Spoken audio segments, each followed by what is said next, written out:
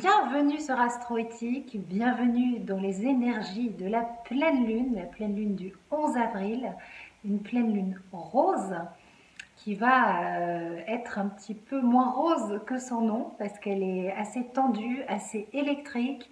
Le climat est à l'impatience, à une forme de ras-le-bol. L'énergie cérébrale d'Uranus est puissante et explosive pour cette pleine lune et on a quand même pas mal d'aspects qui ne sont pas évidents.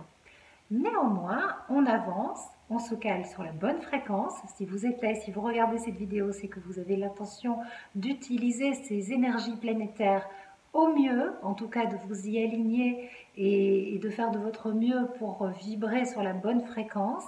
Donc on va travailler ensemble à ça. Je vais essayer de vous donner tous les tuyaux, toutes les bonnes infos, toutes les bonnes ondes nécessaires pour traverser ces petites tempêtes. Voilà. Et puis n'oubliez pas que une pleine lune, c'est toujours un moment d'exacerbation, c'est toujours un moment qui rend les énergies un petit peu plus intenses. On est dans l'axe bélier-balance avec Uranus et Jupiter en toile de fond.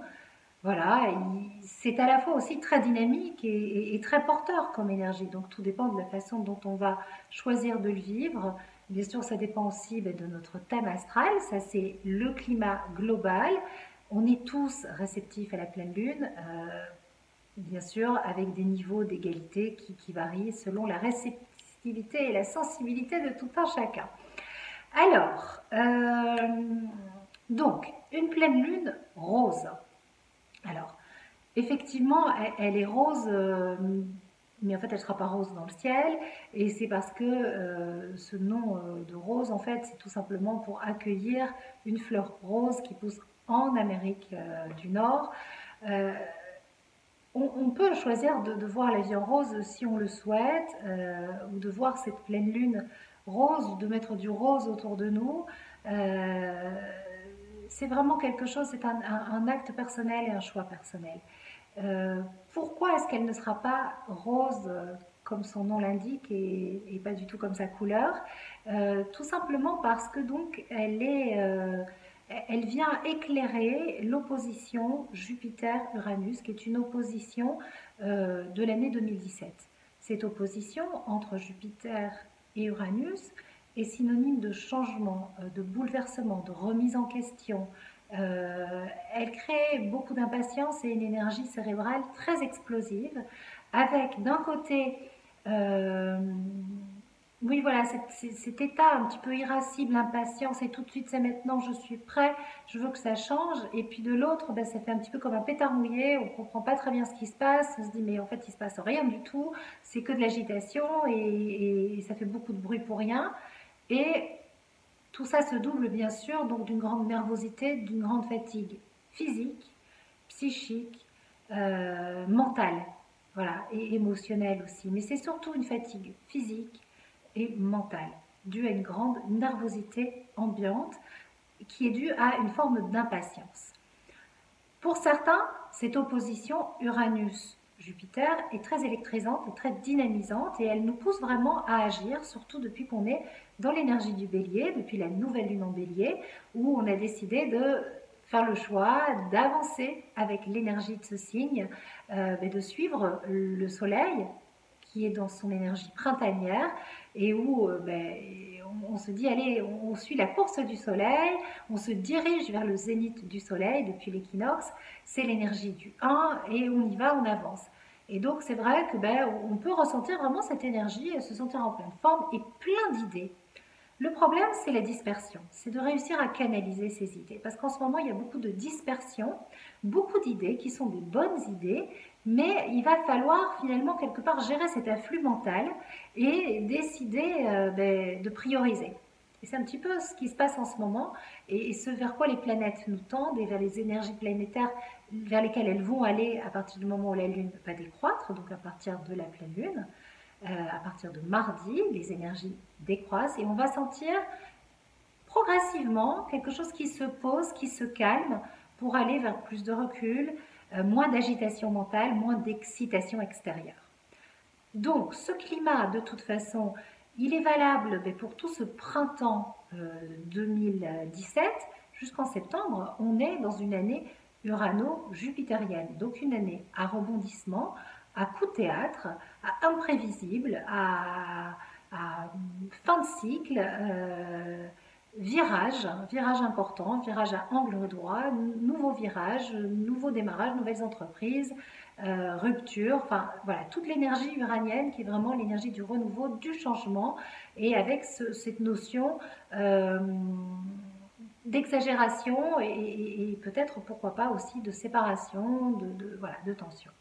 Donc ça, c'est, on va dire, réactualisé particulièrement au cœur du mois d'avril, le 11 avril, avec la pleine lune. Qu'est-ce qui se passe en plus pour cette pleine lune? Donc la pleine lune, c'est toujours un moment de pic d'émotions. C'est un moment où il faut se protéger émotionnellement, il faut prendre soin de ses émotions et ne pas hésiter à se mettre dans sa bulle magique. C'est un moment, si vous pratiquez l'énergie du cycle lunaire et que vous émettez vos intentions à la nouvelle lune montante, c'est un moment où vous pouvez renouveler vos intentions, renouveler vos vœux de la nouvelle lune avec plus de clairvoyance. Pourquoi? Parce que le soleil éclaire la lune. Donc le soleil, on va dire, éclaire notre inconscient, notre partie nocturne, nos zones d'ombre, et il nous permet d'avoir une plus grande lucidité. Ça va être un petit peu plus délicat cette fois-ci parce que effectivement, comme autour de nous ça s'agite et puis qu'en plus on a un beau petit Mercure rétrograde, je vous en ai pas encore parlé, ne vous inquiétez pas, je vais développer, mais voilà, c'est un petit peu confus. Et puis en plus on a une belle Vénus en Poisson, rétrograde elle aussi, qui est au carré de Saturne, rétrograde lui aussi, donc ça c'est beaucoup de confusion et de fragilité émotionnelle. Donc cette prise de recul, cette extra-lucidité que suppose et que génère la pleine lune, elle existe toujours, vous pouvez puiser dedans. On est sur le cycle synodique de la lune, on n'est pas sur on est vraiment sur le rythme de la lune, qui est une réalité intérieure et moins extérieure, même si les deux sont toujours en rapport. Donc cette réalité intérieure, du moment de la pleine lune, de ce rythme de la pleine lune, où on décide de faire un point et de rentrer dans son intérieur pour essayer d'avoir une vision plus lucide et plus limpide de notre situation, bien, il suffit de se mettre dans sa bulle, de prendre un moment, le soir de la pleine lune, pour méditer, pour, dans les 3 jours en fait qui suivent la pleine lune, donc mardi, mercredi, jeudi, vous mettre en mode pleine lune, en mode je prends du recul, je réfléchis, je médite, je me mets dans ma bulle de sécurité, dans ma bulle magique, où je ne laisse pas l'extérieur m'atteindre et où de cette prise de recul que je vais prendre, je vais avoir une plus grande conscience sur ma situation et je vais sortir des illusions et je vais y voir plus clair et je ferai les bons choix pour moi. Ça, c'est un vrai choix que vous pouvez faire et je vous encourage vraiment à le faire étant donné l'énergie actuelle.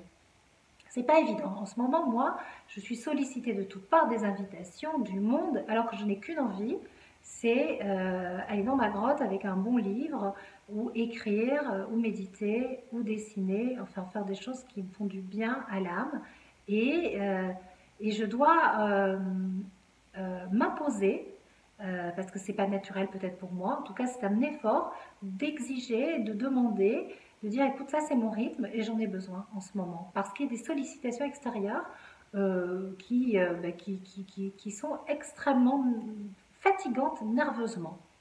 Donc on a vraiment besoin d'aller dans notre temple de sérénité. Donc privilégiez votre temple de sérénité. Regardez la déco que je vous ai fait, j'ai mis mon petit Bouddha, mes petites pierres, voilà. J'ai rajouté une petite lampe. J'ai vraiment essayé de vous accueillir dans mon temple de sérénité, qui est bien sûr mon espace de vie, mon salon là où je travaille, quand je veux me mettre près de la lumière. Quand je tourne ces vidéos, j'ai mon petit bureau qui est là-bas, mais voilà, c'est mon temple de sérénité dans la journée, c'est mon espace. Et je m'y ressource et j'y suis bien. Et si j'avais pas cet espace, cet hôtel pour moi, eh bien je crois que je serais au bout du rouleau, tout simplement, parce que les sollicitations extérieures sont puissantes. Et il y a vraiment une énergie, une électricité ambiante qui n'est pas simple à gérer, même si elle est motivante également.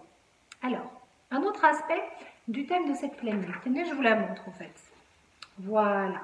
Donc on voit ici le soleil en balance qui nous parle donc de nos relations, conjoint à Jupiter, et, la lune en balance, qu'est-ce que je raconte? La lune en balance et le soleil en bélier conjoint à Uranus. Hein. Donc les deux luminaires éclairent l'opposition Jupiter Uranus. L'ascendant de la pleine lune est en taureau. La planète qui dirige le signe du taureau, c'est Vénus. Vénus qui rétrograde dans les poissons. Donc, elle était en bélier, elle recule, elle recule, elle est reculée jusqu'au poisson. Elle va redevenir directe le 16 avril. Mais là, elle est pile poil au carré de Saturne. Alors, un carré entre Vénus et Saturne, une Vénus en poisson, c'est pas simple à vivre, donc ça ne touche pas tout le monde, mais là je vais m'adresser à ceux qui sont concernés par cet aspect. Donc je ne vous donne pas les signes, parce qu'en fait, moi je fonctionne vraiment avec une astrologie intuitive. Si l'aspect dont je vous parle, ça résonne en vous, c'est que vous êtes concerné. C'est que ça vous parle tout simplement. Parce que si je commence à vous dire, alors si c'est X degrés, de tel signe, en fait, pour ceux qui connaissent rien, l'astrologie c'est gonflant. Donc je préfère, voilà, c'est un parti pris. Donc je vous donne des fois les indications astrologiques, mais donc Vénus en poisson, elle est émotionnelle, elle est émotive, elle est à fleur de peau. Elle ne veut surtout pas s'offrir, donc elle peut voilà, moi ce que ça me dit, ça me fait vraiment penser à une forme de voile de l'illusion qui s'enlève, parce que Saturne, c'est la réalité. Et donc en fait, comme si le voile de l'illusion était levé, et on fait des sorties d'illusion amoureuses, peut-être parce que tout simplement, on est prêt à voir clair pour avancer. Je suis convaincue que quand une situation qui était floue s'éclaire, peut-être de façon brutale, inattendue, inconsciemment ou consciemment, on a demandé cet éclaircissement, on a demandé à y voir plus clair, on est prêt à avancer sur son chemin. On n'a plus besoin d'une béquille, d'une illusion pour avancer avec des peurs en fait. On avançait, quand on était dans l'illusion, c'est qu'on était dans des peurs, la peur de manquer, la peur de souffrir, la peur d'être rejeté. On est sur des histoires de cœur abandonné, de cœur écrasé, de cœur en manque, de cœur assoiffé, qui réclament encore et encore. Et en fait, Vénus est retournée en poisson. Vénus, elle a rétrogradé depuis le 3 mars dernier pour nous faire travailler sur notre vérité amoureuse et pour nous amener sur le chemin de la vérité, de l'amour et de la plus jolie possible des relations, d'abord avec nous-mêmes pour ensuite pouvoir la vivre et la partager avec quelqu'un. Et donc là, Vénus, elle est allée au bout de son chemin de rétrogradation en retournant dans les poissons pour quelque part nous sortir d'une forme d'illusion puisqu'elle a rejoint Saturne, hein, donc pour nous faire travailler une guérison profonde parce qu'elle a rejoint Saturne en carré, mais elle est conjointe à Chiron, Chiron le guérisseur. Donc, il est question d'une guérison, d'une blessure d'abandon, d'une blessure de rejet, qu'il faut guérir une bonne fois pour toutes. Et sont favorisées en ce moment des sorties d'illusions parce qu'en fait, vous êtes prêts à guérir cette fichue blessure qui vous embête depuis longtemps et que ça se répète et que ça se répète et que maintenant il y en a marre, c'est terminé. Voilà. Et c'est là que l'énergie d'Uranus et de Jupiter, elle est positive. Parce qu'elle crée une excitabilité, une impatience, une envie d'en découdre et ben voilà, on y va et on avance. Donc je peux que vous encourager, si vous sortez d'une illusion et que vous êtes fracassé émotionnellement, que c'est super dur, et je sais à quel point c'est dur. Je suis aujourd'hui une femme heureuse, épanouie dans mon couple, dans ma vie de femme, de maman, enfin j'ai un équilibre, je suis très très amoureuse de l'homme que j'aime, enfin je vis une merveilleuse histoire d'amour depuis 3 ans. Mais mon Dieu, que j'ai souffert, que je me suis ratatinée, je suis tombée par terre, je me suis relevée, j'ai jamais arrêté d'y croire. Mais à chaque fois que je suis sortie d'une illusion, parce que j'avais besoin finalement de mettre en place cette illusion dans ma vie amoureuse pour avancer, et je le savais plus ou moins, mais à chaque fois que j'en sortais, c'est parce qu'en fait j'avais les armes, j'étais prête pour avancer autrement. Donc si c'est ce qui vous arrive en ce moment, c'est que tout simplement vous êtes prêt, vous êtes prête, que vous n'avez plus besoin de vous mentir et que vous êtes prête à avancer sur votre beau chemin de vie à vous. Et là, c'est le moment maintenant, parce que c'est la pleine lune, de rentrer dans votre temple de sérénité et de renouer la plus belle des relations possibles et la plus belle et la plus jolie relation amoureuse qui soit avec vous-même. Voilà ce que Vénus vous demande. Elle redevient directe le 16. On est allé au bout du chemin de la rétrogradation de Vénus. elle redevient directe. Nouveau retournement de situation, nouvelle donne, coup de théâtre. Cette fois-ci, je ne fais pas comme avant, j'attends pas, j'espère pas, je m'illusionne plus, j'avance. Voilà. J'avance et finalement, ben, je ne souffre pas comme avant. C'est différent. Vous en avez la possibilité, vous en avez les moyens. Si vous écoutez cette vidéo, c'est que vous êtes prêt à même guérir de vos blessures émotionnelles autrement. Il y a une phrase que j'aime beaucoup qui dit que quand on a un chagrin d'amour qui dure et dont on ne se sort pas, c'est finalement une incapacité à gérer cette situation du point de vue de l'âme. C'est qu'on est dans nos demandes de réparation, c'est qu'on est dans je souffre et c'est de ta faute, et qu'on n'est pas capable finalement de prendre la responsabilité de notre souffrance et de notre choix qui a impliqué cette souffrance dans la relation.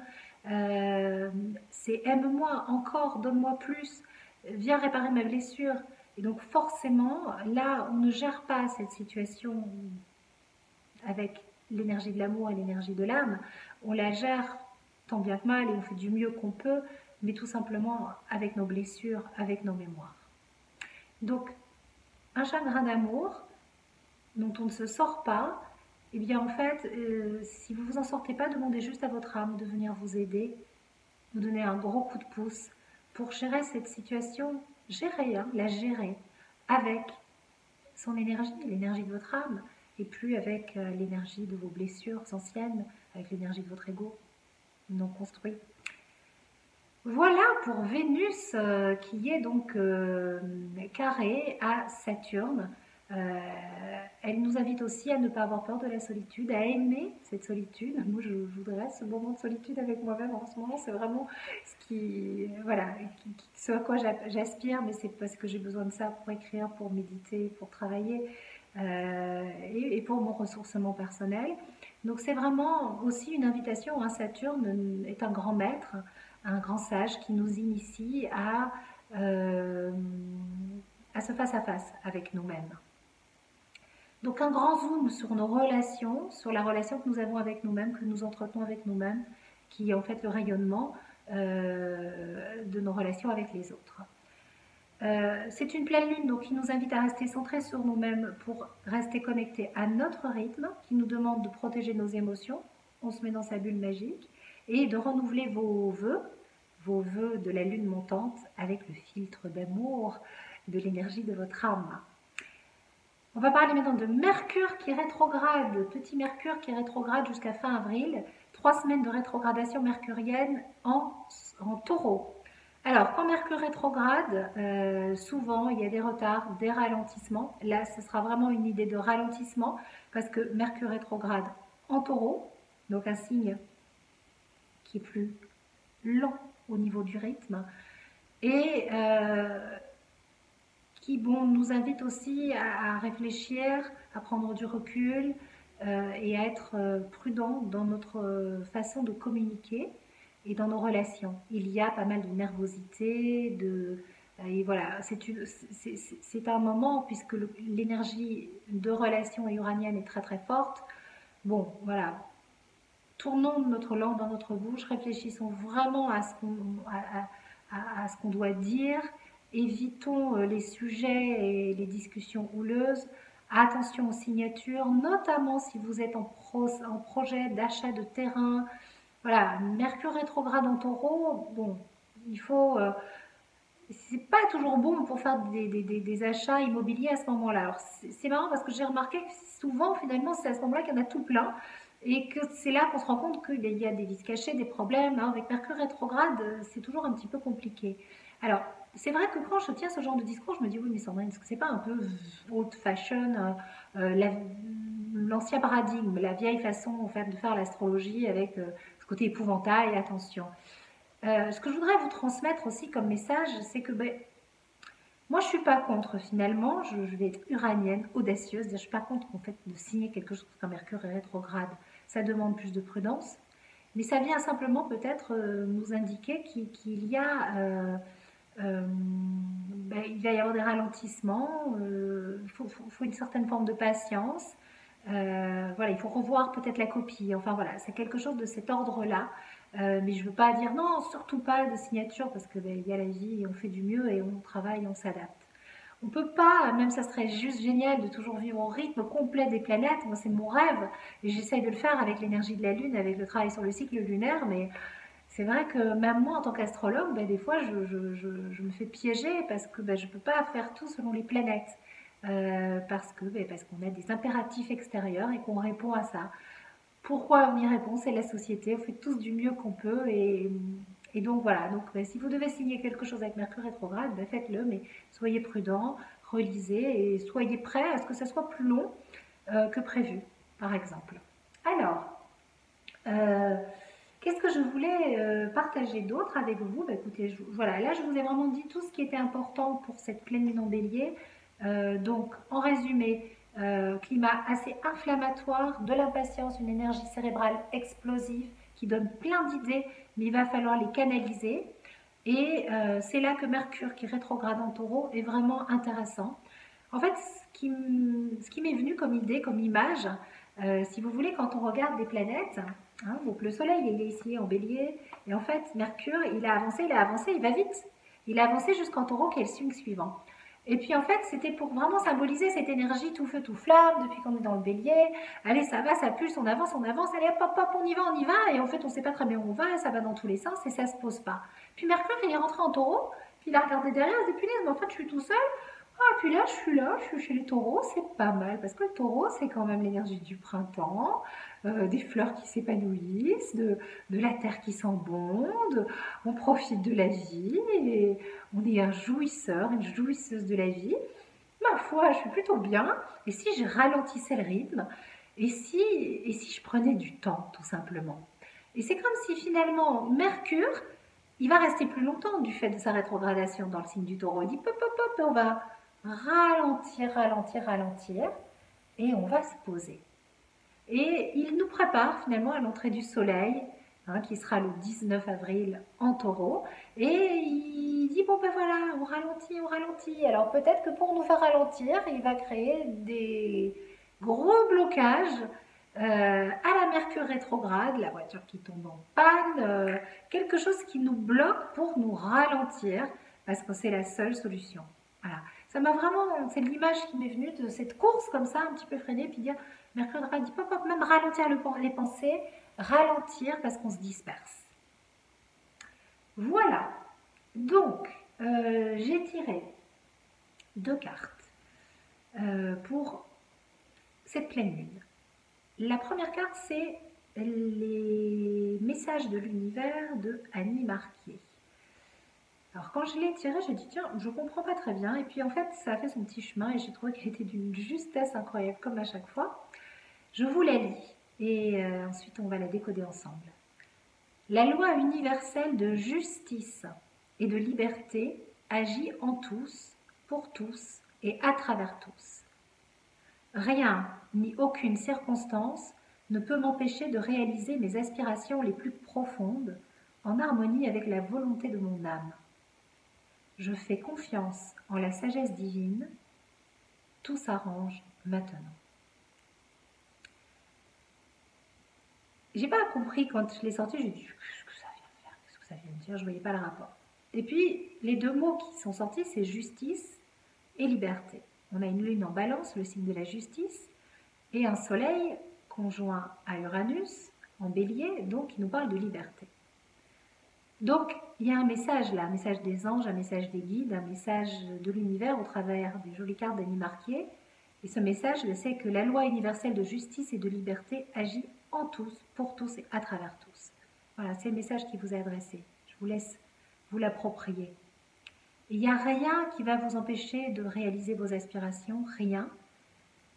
Parce que vous devez rester connecté à l'harmonie de votre âme. Donc revenez dans votre temple intérieur. Faites confiance en la sagesse divine, ralentissez le rythme, ne vous impatientez pas. Tout se met en place selon un plan divin parfait. Et puis, si c'est dur, si c'est douloureux, si c'est compliqué, si c'est émotionnellement fracassant, je vous envoie tout mon amour, mais vous savez quoi? Tout s'arrange maintenant. Tout s'arrange maintenant. Ok? Voilà. Et la carte du tarot de l'évolution de Violette, lâcher prise. Alors, le lâcher prise, c'est très amusant parce que hier, on a fait une jolie séance de travail avec Valérie Tartera pour préparer l'abondance lunaire de la femme taureau. Et il était question de lâcher prise dans une des étapes du cycle du programme. Et on a imaginé nos petites citations.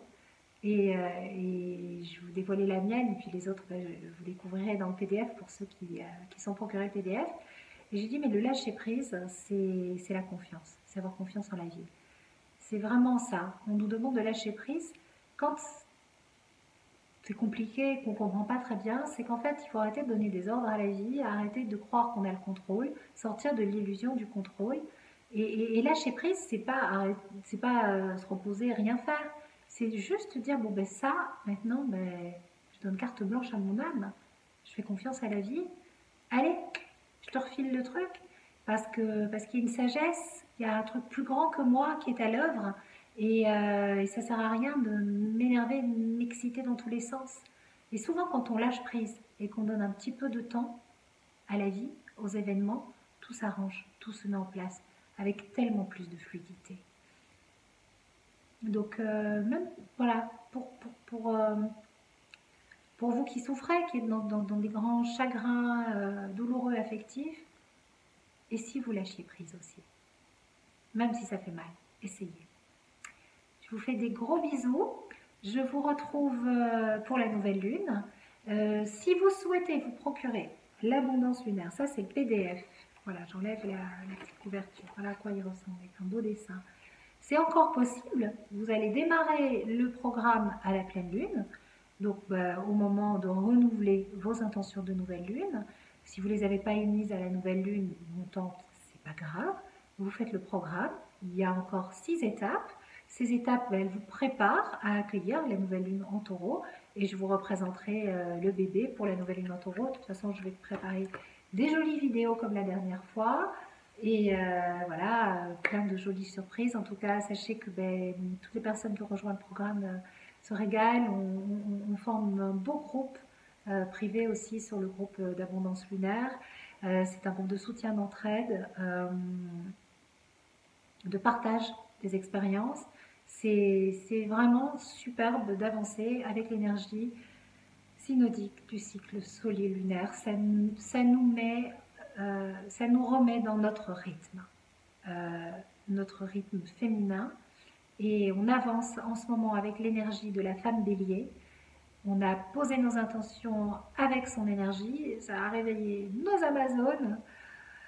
Et là, on va déposer tout ça, laisser l'Amazone se réguler, travailler notre équilibre, puisque la lune est en balance. Donc, la petite phrase, c'est l'équilibre. Et on glisse, on glisse, on glisse, on glisse. Et puis on va tout doucement accueillir les énergies de la femme taureau pour la prochaine nouvelle lune et créer avec son énergie féminine, sensuelle, pour travailler toute autre chose dans notre féminité. Voilà, donc si vous n'avez pas encore rejoint ce programme et que ça vous tente, soyez les bienvenus, n'hésitez pas à vous connecter sur Astroéthique pour en savoir un peu plus, à m'envoyer un petit message. Voilà, il n'y a pas de règles. Si vous avez loupé le commencement, mais en fait, vous commencez quand vous voulez, il n'y a pas de hasard. Quand on commence, en fait, c'est quand c'est le bon moment pour nous. Je vous fais des gros bisous et je vous aime très fort et je vous remercie de tout ce que vous donnez, de vos partages, de tout l'amour que je reçois de vous et de ce que vous me permettez de donner. Voilà, de tous les messages que je reçois qui sont magnifiques. Et à très bientôt. Ciao!